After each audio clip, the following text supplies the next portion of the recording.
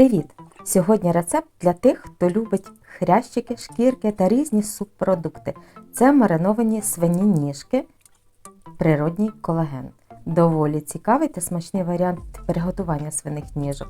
Такі ніжки можуть протягом місяця точно зберігатись в маринаді на холоді. І коли захотілось, дістав і смакуєш. Рекомендую спробувати, бо це смачно. У мене тут 6 свиних ніжок, їх буду маринувати. Перш ніж їх мити та чистити, обов'язково потрібно обсмалити. Це важливий, дуже важливий момент, так як це напряму вплине на смакові якості готової страви. Обсмалені ніжки мають мати ось такий рум'яний вигляд. Так, щоб шкірка на них добряче підсмалилась. І далі добряче під проточною водою мию ніжки та очищаю за допомогою ножа і ось такої жорсткої мийки. Що я і зробила. До ідеально білого ефекту на шкірці терти не потрібно. Шкірка має бути, по-перше, чиста, але має бути злегка рум'яною. Такою, коли ви купуєте сало із обсмаленою шкіркою. Далі кожну ніжку потрібно розрізати повздовж. Це доволі легко зробити ось таким чином.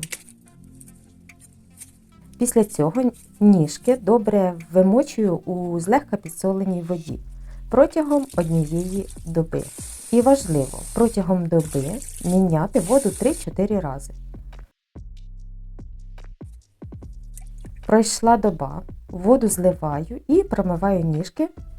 Ось такі вони мають бути біленькі. Тільки після цього варитись на 3-3,5 години. Після того, як вони закипіли, проварились перші 5 хвилин, злити першу воду разом із пінкою, яка утворилась зверху. І добре ще раз промити ніжки.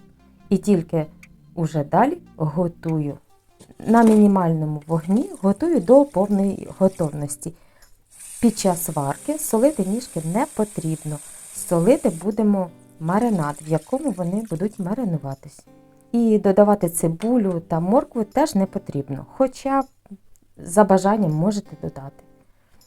Поки ніжки готуються, готую маринад. Для цього на 6 свиних ніжок потрібно 3 літри маринаду.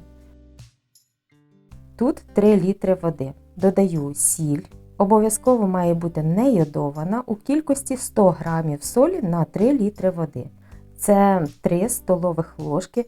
Важливо, без верху, тому що маринад буде солоний.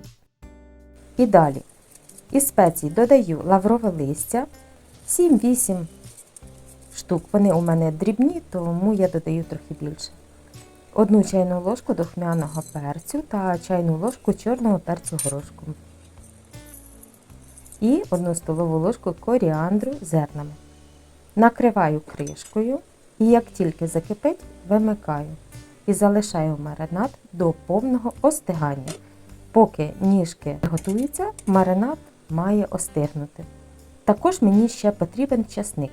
Приблизно 2-3 головки часнику. Розрізаю кожен зубчик на 2-3 пластинки. Так він краще віддасть свій аромат. Пройшло 3 години.